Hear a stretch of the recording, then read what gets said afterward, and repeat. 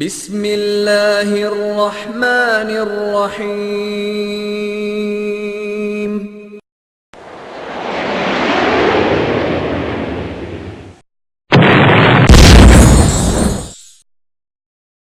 نسیم جانب بطحا گزر کن ز احوال محمد را خبر کن ببر این جان مشتاقم درآجا ہدائے روضہ خیر البشر کن یا خیر من دفنت فی البقاع اعظمه فطاب من طیبهن القاع والاکم بقاع اعظمه فطاب من طیبهن القاع والاکم نفس الفدا لقبر انت ساکن فیہ العفاف وفیہ الجود والکرم۔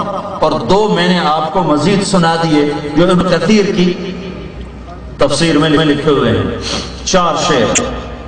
ایک بدو آتا ہے، آپ دنیا سے جا چکے ہیں، عاتبی رحمت اللہ علیہ قبر پر کچھ پڑھ رہے ہیں، وہ بدو اونٹنی کو بٹھاتا ہے اور قبر پہ آ کے کہتا ہے السلام علیکہ یا رسول اللہ، سلام کہتا ہے،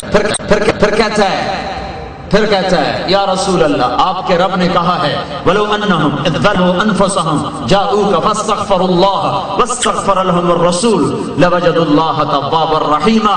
کہ اے میرے نبی، یہ اپنے پر ظلم کر کے آئیں، گناہ کر کے آئیں اور پھر معافی مانگیں، اور تو سفارش کرے اور یہ معافی مانگیں تو میں انہیں معاف کر دوں گا۔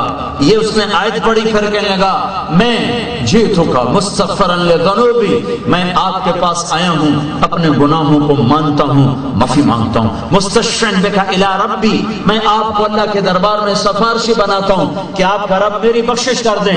اور پھر وہ رونے لگا اور اس نے یہ چار شعر پڑھے جس کا میں نے آپ کو پڑھ کے سنائے کہ اے وہ ذات جس کے قبر میں جانے سے اندر بھی پاک ہو گیا، باہر بھی پاک ہو گیا، اندر بھی خوشبو اور اوپر بھی خوشبو، پہاڑ بھی مہک اٹھے اور وادیاں بھی مہک گئیں، زمین کا تحت بھی اور فوق ہر طرف خوشبو پھیلی۔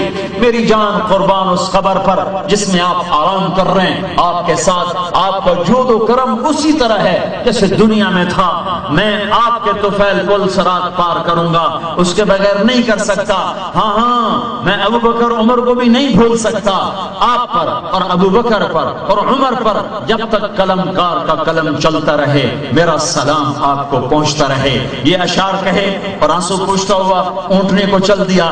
ابھی وہ اونٹنی پہ بیٹھ رہا ہے کہ عاتبی پر ایک دم نیند آئی، ایک دم اونگ آئی، فوراً اللہ کے نبی کی خواب میں زیارت ہوئی کہ عاتبی اٹھو اور اس بدو سے کہہ دو تیری فریاد پہنچ گئی اور تیری بخشش ہو گئی۔ تو اس خطے کا تو کوئی مقابلہ نہیں ہے۔ اور مولویوں نے کئی حکایتیں بدویوں کی مشہور کر رکھی ہے۔ میں ایک مولوی کی کیسٹ سن رہا، وہ کہتا ایک بدو تھا، عرابی تھا، وہ آیا اللہ کے نبی صلی اللہ علیہ وسلم کی قبر پہ آیا، یہی آیت پڑھی اور پھر کہا اللہ کے نبی میں بڑا گناہگار ہوں، مجھ سے بڑی خطائیں ہوئی ہیں، میرے لیے اللہ سے معافی مانگو، ہم نے یہ قرآن کی آیت پڑھی ہے، اس سے یہی مطلب نکلتا ہے۔ یہ کہہ کر وہ بدو چلا گیا۔ ایک صوفی صاحب کہتے ہیں میں قبر پہ مراقبہ کر کے بیٹھا تھا، اللہ کے نبی صلی اللہ علیہ وسلم فوراً اللہ کے نبی نے مجھ سے کلام کیا کہ بھاگو، اس عرابی کو پکڑو، اس بدو کو پکڑو اور اس سے کہو کہ رسول نے تیرے لیے معافی مانگی اور اللہ نے تیرے سارے گناہ معاف کر دیے۔ یہ بنائی ہوئی من گھڑت جھوٹی روایت ہے جس کا حقیقت سے کوئی تعلق نہیں ہے۔ یہ مولویوں کی زبان پر اپنے پیٹ کے دھندے چلانے کے لیے ہے، اس کا حقیقت سے کوئی تعلق اگر الحمدللہ وحدہ والصلاة والسلام علی من لا نبی بعدہ، اما بعد۔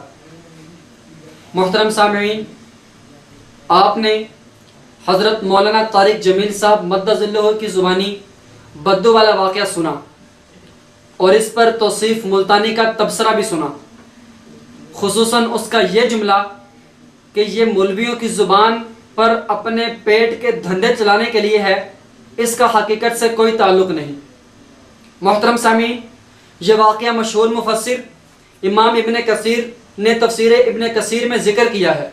ملاحظہ ہو سورہ نساء کی آیت نمبر 64 کی تفسیر، حوالہ نمبر 2۔ امام ابو حبان نے اپنی مشہور تفسیر البحر المحیط میں ذکر کیا ہے۔ ملاحظہ ہو سورہ نساء کی آیت نمبر 64، حوالہ نمبر 3۔ امام سیوطی رحمہ اللہ نے اپنی مشہور تفسیر الدر المنصور میں ذکر کیا ہے۔ ملاحظہ ہو سورہ بقرہ کی آیت نمبر 203، حوالہ نمبر 4۔ مشہور محدث امام باقی رحمہ اللہ نے شعب الایمان میں اس واقعہ کا ذکر کیا ہے۔ ملاحظہ ہو بابو بی ابی انت و امی یا رسول اللہ۔ حوالہ نمبر 5، مشہور محدث اور صحیح مسلم کے شارح امام نووی رحمہ اللہ نے اپنے مشہور کتاب المجموع میں ذکر کیا ہے، ملاحظہ ہو جلد 8 صفحہ 274، ومن احسن ما یقول ما حکاہ الماوردی والقاضی ابو الطیب وسائر اصحابنا عن العتبی مستحسنین لہ قال کنت جالسا۔ بہترین بات وہ ہے جو امام ماوردین، قاضی ابو طیب اور ہمارے باقی علماء نے عتبی سے نقل کی ہے اور اس کی تحسین بھی کی ہے۔ وہ کہتے ہیں کہ میں نبی اکرم صلی اللہ علیہ وسلم کی قبر کے پاس بیٹھا تھا۔ حوالہ نمبر 6، انہی امام نووی رحمہ اللہ نے کتاب الاذکار میں بھی یہی واقعہ نقل کیا ہے۔ حوالہ نمبر 7، اور مشہور حملی امام ابن قدامہ نے اپنی مشہور کتاب المغنی میں بھی اس واقعہ کا ذکر کیا ہے، ملاحظہ ہو المغنی فضل زیارت قبر النبی صلی اللہ علیہ وسلم۔ حوالہ نمبر 8، اور امام ابن قدامہ رحمہ اللہ نے اپنی کتاب الشرح الکبیر میں بھی اس واقعہ کا ذکر کیا ہے، ملاحظہ ہو جلد 1 صفحہ 387، نیز جلد 3 صفحہ 494۔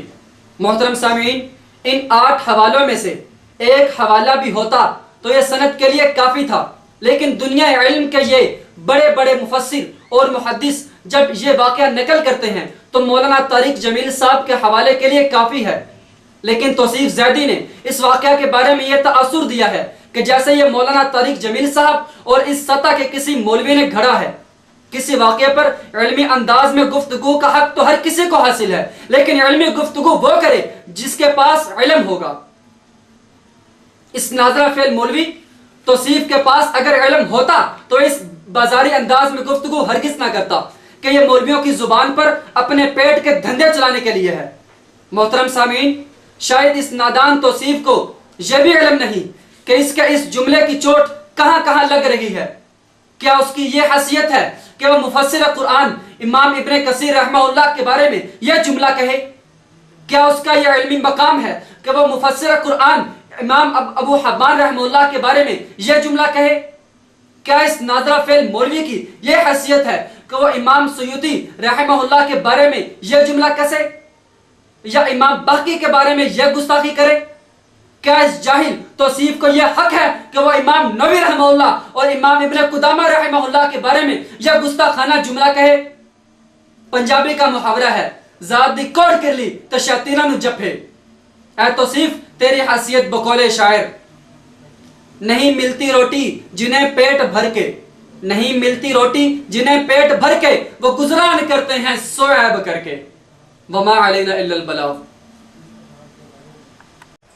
بڑھے جس سے نفرت وہ تقریر کرنی، بڑھے جس سے نفرت وہ تقریر کرنی، جگر جس سے شک ہو وہ تحریر کرنی، یہ ہے زیدیوں کا تمہارے طریقہ، یہ ہے زیدیوں کا تمہارے